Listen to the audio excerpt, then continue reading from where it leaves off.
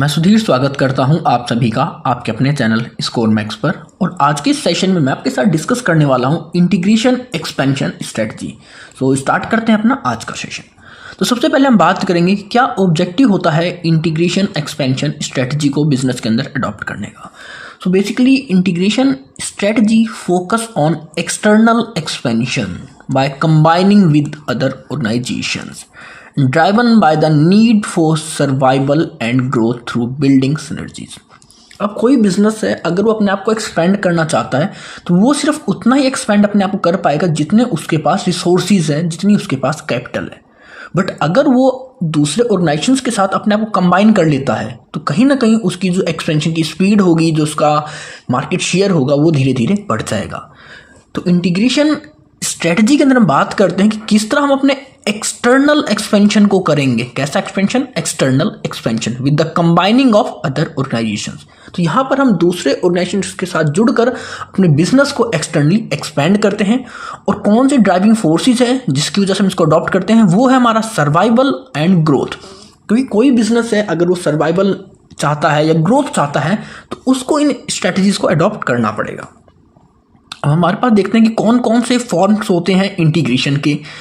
अब आता है आपका फॉर्म्स ऑफ इंटीग्रेशन कि हमारे पास इंटीग्रेशन के कितने तरीके अवेलेबल हैं। तो बेसिकली हमारे पास दो तरीके अवेलेबल हैं। एक होता है आपका मर्जर, दूसरा होता है आपका कंसोलिडेशन। तो अगर मैं मर्जर की बात करता हूँ, इन अ merger two or more organizations combine to form a single entity and merge entities cease to exist. They acquiring organizations takes over their assets and liabilities। तो इसके अंदर बेसिकली मर्जर कौन करता है? जो फर्म्स एक जैसे काम कर रही हैं। मैं बात करता हूँ फर्म ए है, फर्म ए है, ये बात करती है नॉर्थ इंडिया के अंदर अपनी सर्विस प्रोवाइड करती है। नॉर्थ इंडिया में इसका काम क्या है? ऑटोमोबाइल नेटवर्क का। और कोई फर्म बी है, ये बात करती है साउथ इंडिया में अपने बिजनेस को ऑपरेट करने की। उनका जो सेगमेंट है, दोनों का सेगमेंट है ऑटोमोबाइल। तो ये क्या करेंगे? दोनों अपने असेट्स को, अपने लाइबिलिटीज को कंबाइन कर कर एक सिंगल एंटिटी बना देंगे जिसके थ्रू की इनके बिजनेस का एक्सपेंशन हो जाएगा एक्सटर्नली। अब जो बिजनेस फर्म ए में थी, मतलब नॉर्थ इंडिया में थी, कहीं ना कहीं अब उसका नेटवर्क बी में हो जाएगा। और जो फर्म हमारी क्या साउथ इंडिया में थी, उसका नेटवर्क नॉर्थ इंडिया में हो जाएगा।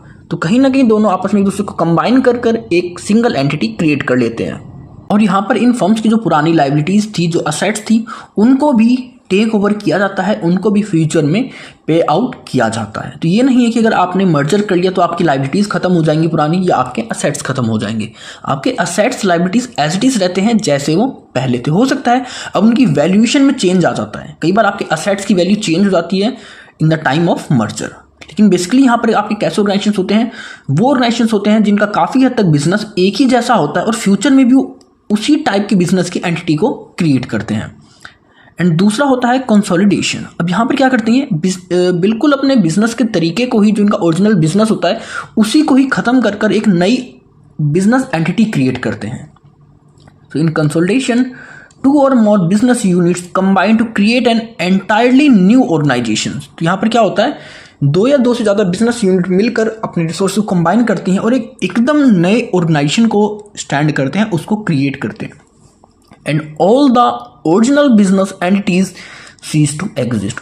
और जो इन बिजनेसेस की ओरिजिनल यूनिट्स थी, ओरिजिनल एंटिटीज थी, वो यहाँ पर ख़त्म हो जाती हैं।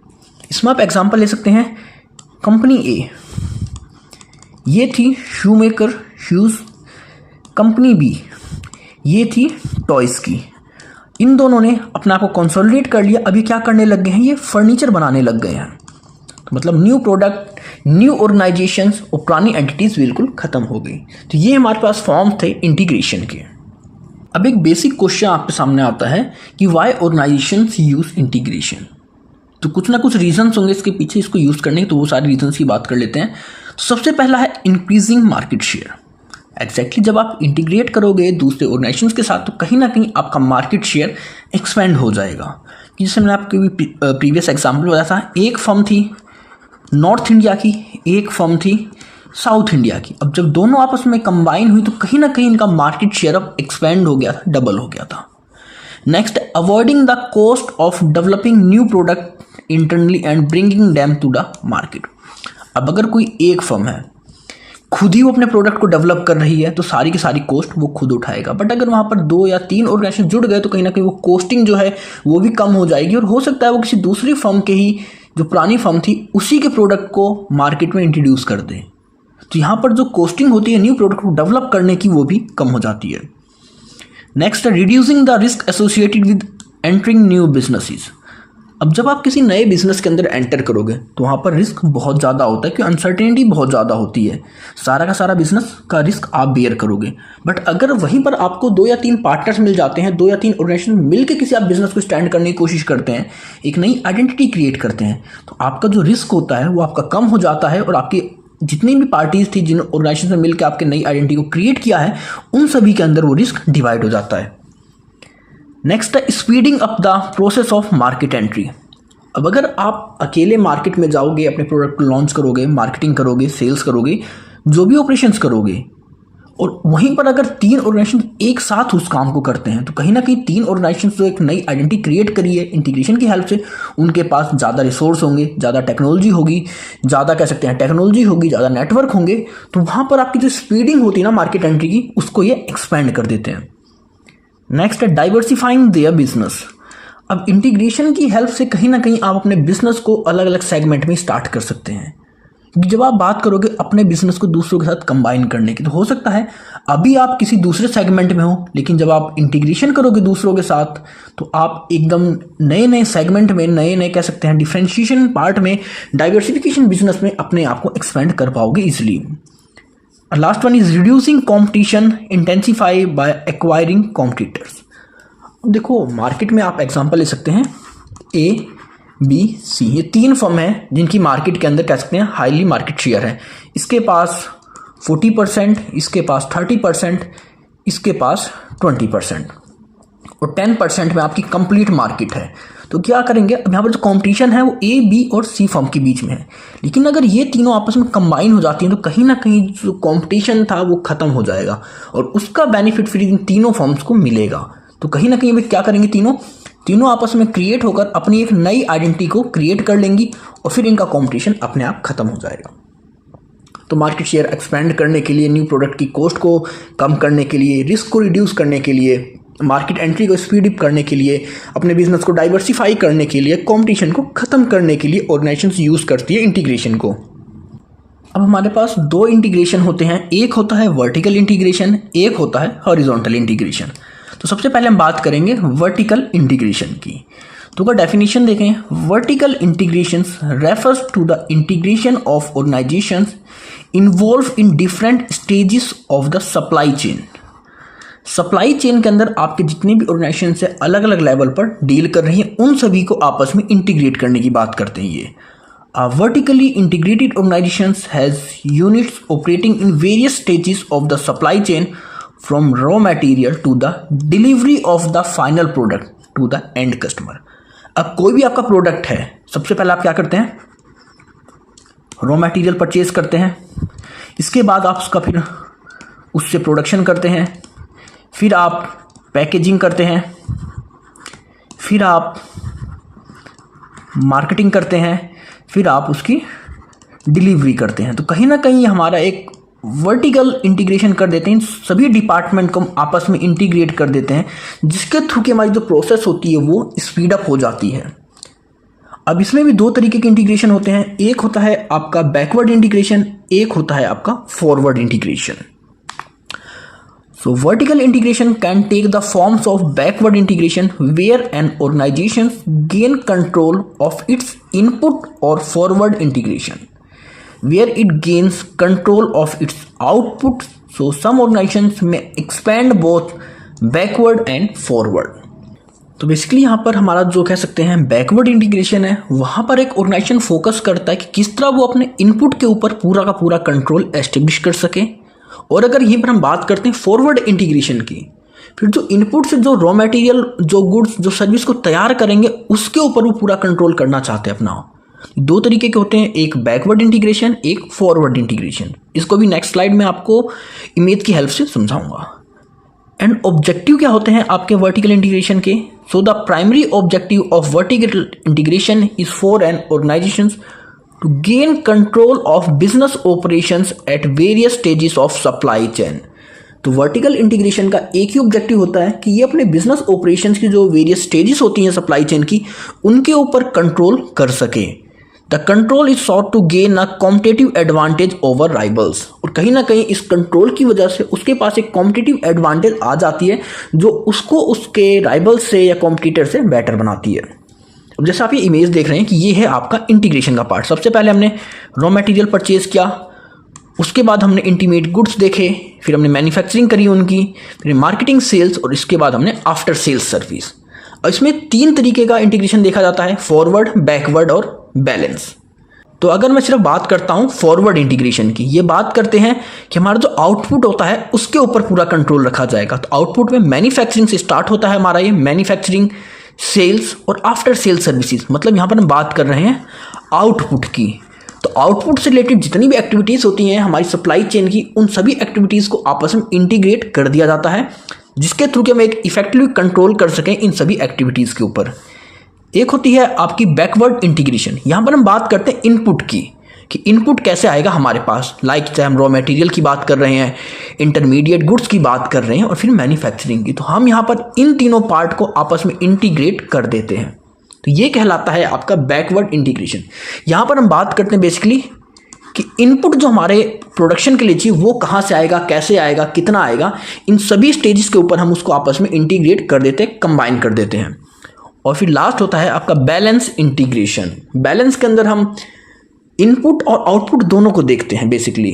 तो यहाँ पर हम देखते हैं कि हमारा रॉ मटेरियल, इंटरमीडिएट गुड्स कहाँ से आ रहे हैं, उनको भी कंबाइन करते हैं। और फिर हम देखते हैं कि हमारी मैन्युफैक्चरिंग के बाद गुड्स की हम कैसी सेल्स कर रहे हैं, कैसे मार्केटिंग कर रहे हैं, और कैसी उसकी आफ्टर सेल्स सर्विस को प्रोवाइड कर रहे हैं। तो यहाँ पर इन सभी के बीच में एक इंटीग्रेशन इस्टेब्लिश कर दिया जाता है हमारे बैकवर्ड और फॉरवर्ड दोनों को कंबाइन कर कर। अब आता है आपका factors conducive for vertical integration. जैसे कौन कौन से फैक्टर्स हैं जिनकी वजह से कोई भी ऑर्गेनाइजेशन अपने ऑर्गेनाइजेशन के अंदर वर्टिकल इंटीग्रेशन को एक्सेप्ट करता है, अडॉप्ट करता है। तो सबसे पहला पार्ट आता है हमारा टैक्सेस एंड रेगुलेशन। कि बिजनेस के अंदर आप कुछ भी काम कर रहे हैं, आपको प्रॉफिट हो रहा है, तो आपको टैक्स पे करना पड़ता है हर स्टेज पर। तो गवर्नमेंट कई बार कुछ ऐसी फेवरेबल टैक्स पॉलिसीज़ होती हैं, या कह सकते हैं कुछ रेगुलेटरी कंडीशंस होती हैं जो कि हमारी मार्केट ट्रांजैक्शंस के हिसाब से, मार्केट कंडीशंस के हिसाब से फेवरेबल होंगी अगर वहाँ पर हम वर्टिकल इंटीग्रेशन को अडॉप्ट कर लें। मतलब बिजनेस के अंदर हम बैकवर्ड और फॉरवर्ड अगर सभी स्टेजेस पे हम एक प्रॉपर इंटीग्रेशन कर लेते हैं, तो वहाँ से हमें टैक्स के अंदर भी बेनिफिट मिलेगा, हमें कुछ हमारा प्रॉफिट इंक्रीज होएगा और हमारी जो कॉस्टिंग होगी वो कम हो जाएगी। सबसे पहला फैक्टर क्या है? Tax and regulation. अब नेक्स्ट आता है आपका contractual obstacles. So when obstacles exist in the formulation and monitoring of contract between different entities, vertical integration may be prefer. अब आप बिजनेस देखिए, आप रॉ मटेरियल परचेज कर रहे हो सकता है उसके लिए आप किसी दूसरे के ऊपर डिपेंड है, आपने सेल्स एंड सर्विसेज के लिए आप किसी दूसरे के ऊपर डिपेंड है। इनकी जो भी पॉलिसीज़ होती हैं आप उनको मॉनिटर प्रॉपर नहीं कर पा रहे हैं, उनके कॉन्ट्रैक्ट को आप प्रॉपर रन नहीं कर पा रहे हैं।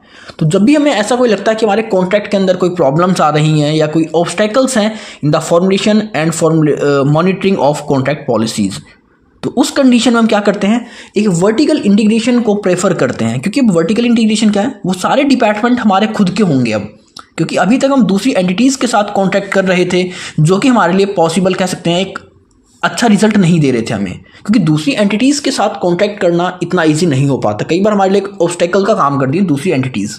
तो वहाँ पर हम कोशिश करते हैं कि वर्टिकल इंटीग्रेशन को ही प्रेफर कर कर अपने सारे वर्क के अंदर हम इंटीग्रेशन कर दें, चाहे हमारा फॉरवर्ड हो या बैकवर्ड हो। नेक्स्ट आता है आपका similarity between activities. If there is a similarity between vertically related activities, vertical integration can make sense. अब हो सकता है कि आपकी जो सिमिलैरिटी बिटवीन एक्टिविटीज़ हैं उन सभी के बीच कुछ कॉमन हो, क्योंकि अगर कोई वर्क आपकी सारी एक्टिविटीज़ के अंदर आ रहा है तो उसको आप अगर किसी दूसरों से करवाओगे तो हर बार उसकी अलग कॉस्टिंग हो जाएगी। बट अगर आप उसी वर्क को अपने ऑर्गेनाइजेशन के अंदर करोगे, इंटीग्रेट करके करोगे, तो कहीं ना कहीं जो चीज़ कंटिन्यू रिपीट हो रही थी आप उस एक्टिविटीज़ की कॉस्टिंग को रिड्यूस कर दोगे, उसके वहाँ से सेविंग करोगे। तो वहाँ पर आप क्या करोगे, वहाँ पर आप कोशिश करोगे इंटीग्रेट कर कर जो आपकी सिमिलर एक्टिविटी बार बार हो रही थी उसको रिड्यूस कर कर उसके वहाँ से आप प्रॉफिट को इंक्रीज करो। नेक्स्ट आपका economies of scale. Economic scale यही है कि जितना आप बिजनेस का अपना प्रोडक्शन एरिया बढ़ाओगे, अपना ऑपरेशंस एरिया बढ़ाओगे, आपकी कॉस्टिंग कम होने लग जाएगी धीरे धीरे। और वर्टिकल इंटीग्रेशन के अंदर बात यही करते हैं कि हम अपने रॉ मटेरियल से लेकर आफ्टर सेल सर्विस तक सभी डिपार्टमेंट को, सभी वर्क को आपस में इंटीग्रेट कर देते हैं, सबके ऊपर हमारा डायरेक्टली कंट्रोल होता है। अब जब हमने अपने ऑपरेशंस को एक्सपेंड कर दिया तो कहीं ना कहीं हमारी जो कॉस्टिंग होती है प्रोडक्ट की वो भी कम होने लग जाती है और हमारा प्रॉफिट बढ़ जाता है। Last one is reluctance of other organizations. If other organizations are reluctant to make investment specific to a certain transactions, it can create opportunities for vertical integrations. तो अभी तक हमने देखा वर्टिकल इंटीग्रेशन। अब हम बात करेंगे हॉरिजॉन्टल इंटीग्रेशन के बारे में। तो सबसे पहले हम डेफिनेशन देख लेते हैं कि इनकी डेफिनेशन क्या होती है। So horizontal integrations refers to the acquisition of additional business in the same line of business or at the same level of value chain. This often involves combining with competitor. तो यहाँ पर हम क्या करते हैं, हम देखते हैं कि हमारे सेम बिजनेस लाइन के साथ अगर कोई दूसरी ऑर्गेनाइजेशन काम कर रही है या सेम वैल्यू चेन का लेवल है वो सेम है, तो उस टाइम पर हम उन सभी को आपस में एक्वायर कर कर उनको कंबाइन कर देते हैं। और मोस्टली किसके साथ करते हैं, हम अपने जो भी कॉम्पिटिटर्स होते हैं उनके साथ इस इंटीग्रेशन को किया जाता है। तो बेसिकली यहाँ पर हम देखते हैं कि अगर कोई दो फर्म है सेम बिजनेस को कर रही हैं तो वो आपस में अपने ऑपरेशंस को एक साथ कर कर अपनी जो कॉस्टिंग होती है उसको बचा लेंगी।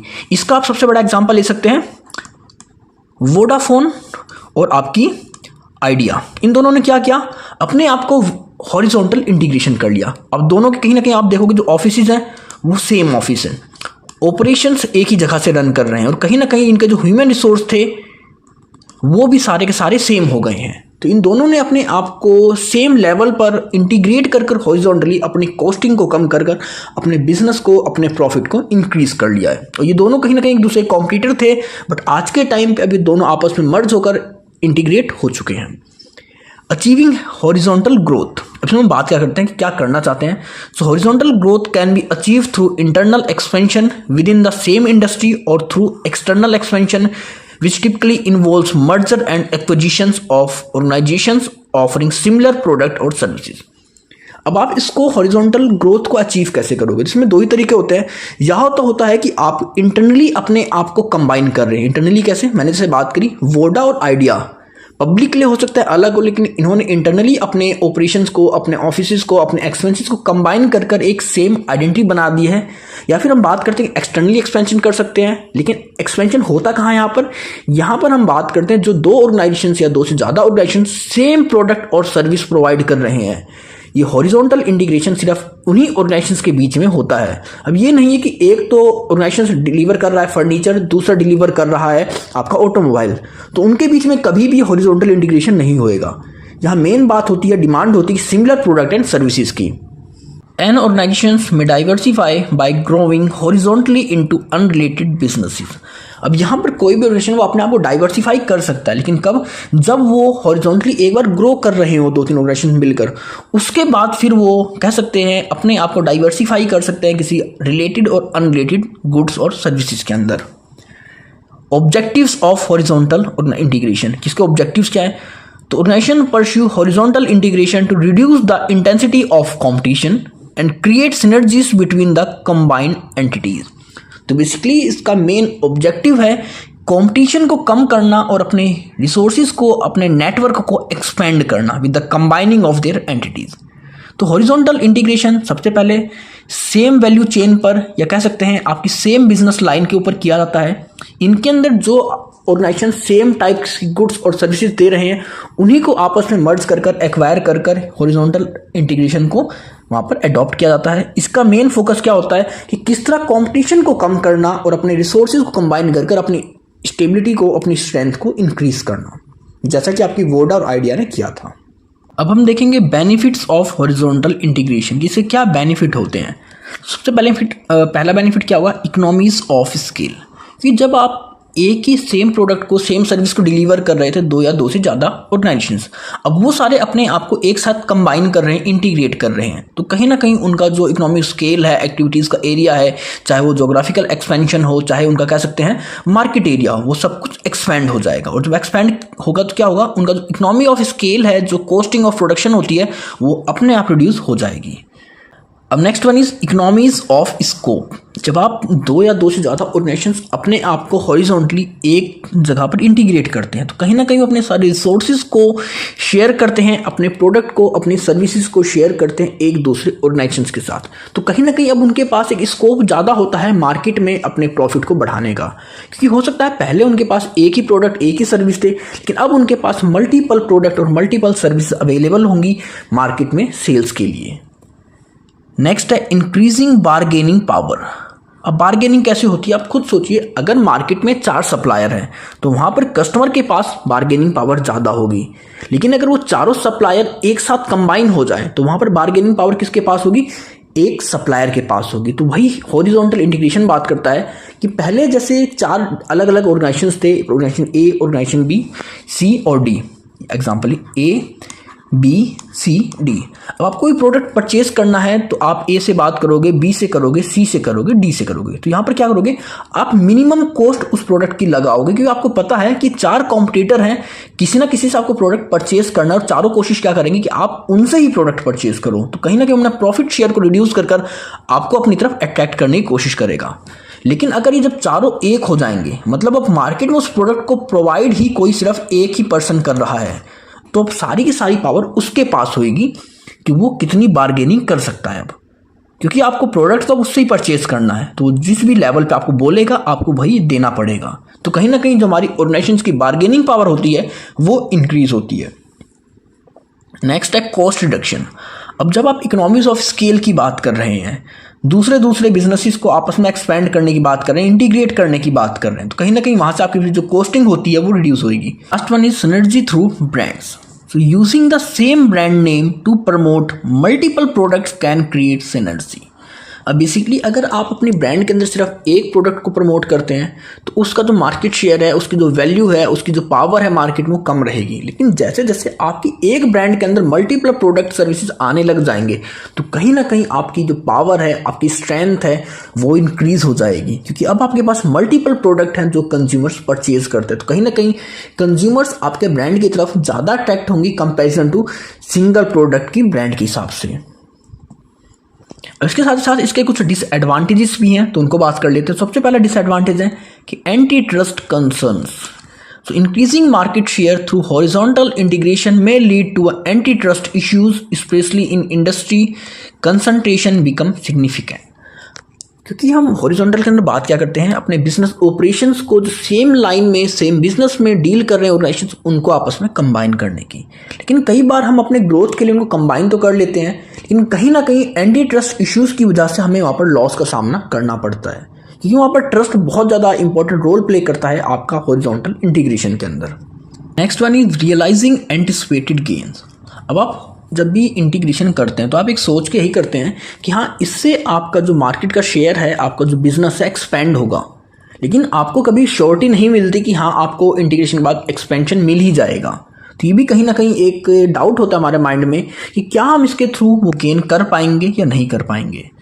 सो there is a concern about whether the expected economic gains will materialize when expanding through horizontal integration. इसके बाद synergy challenges. While organizations often pursue horizontal integrations to create synergies, a connection between two products does not guarantee that economies of scale, economies of scope will be realized. जब आप बात करते हैं horizontal integration की, तो यहाँ पर हम बात करते हैं कि आप अपने ब्रांड के अंदर एक से ज़्यादा प्रोडक्ट्स को इंक्लूड करते हैं। तो ये ज़रूरी भी नहीं है कि जब आप 2 या 2 से ज़्यादा प्रोडक्ट्स को अपने पास लेके आओगे तो उससे आपका जो बिजनेस का स्कोप है वो बढ़ेगा, आपका जो मार्केट शेयर है वो बढ़ेगा। क्योंकि हो सकता है आप जिन 2 या 2 से ज़्यादा प्रोडक्ट्स को लेके आए हो, क्या हो सकता है वो दोनों खुद पहले एक दूसरे के सब्स्टिट्यूट रहे हों। तो अगर वो सब्स्टिट्यूट गुड्स है तो वहाँ पर आपका जो इकोनॉमिक्स ऑफ स्कोप का कॉन्सेप्ट होता है वो आपको प्रॉफिट नहीं देगा। Next one is need for explicit strategy. So even when potential benefit exist, they do not materialize spontaneously. An explicit horizontal strategy is needed, typically formulated by corporate management rather than the arising from the bottom up. तो कहीं ना कहीं इसके लिए आपको एक explicit strategy की need होती है, एक अच्छी स्ट्रेटजी की नीड होती है जिसके थ्रू कि आपके 2 ऑर्गेनाइजेशंस हॉरिजॉन्टली एक साथ कंबाइन हो सकें। क्योंकि अगर आपके पास एक अच्छी स्ट्रेटजी नहीं है वहाँ पर उनको कंबाइन करने की, जो अलग अलग ब्रेक हो रखे हैं, तो वहाँ पर आपके लिए हॉरिजॉन्टल इंटीग्रेशन बेनिफिशियल नहीं है कि इन स्ट्रेटजीज को कौन बनाएगा, टॉप मैनेजमेंट बना रहा है या आपका बॉटम अप मैनेजमेंट बना रहा है, आपका प्रोडक्ट क्या था। मतलब यहाँ पर आपको एक बहुत अच्छी एक स्ट्रेटजी की नीड होती है। अगर आपकी स्ट्रेटजी अच्छी नहीं है तो यहाँ पर आपको लॉस भी देखने को मिल जाता है। तो ये थे कुछ डिसएडवांटेज आपके हॉरिजॉन्टल इंटीग्रेशन के। आई होप आपको सारे कॉन्सेप्ट क्लियर हो गए होंगे। अगर आपको कोई इशू है, कोई डाउट है, तो आप कमेंट सेक्शन में कमेंट कर मुझसे पूछ सकते हैं। और अब आप मुझे मेरे इंस्टाग्राम और टेलीग्राम पर भी फॉलो कर सकते हैं। तो मिलते हैं जल्दी ऐसी और टॉपिक्स और वीडियोस के साथ। So stay tuned, stay connected with score max.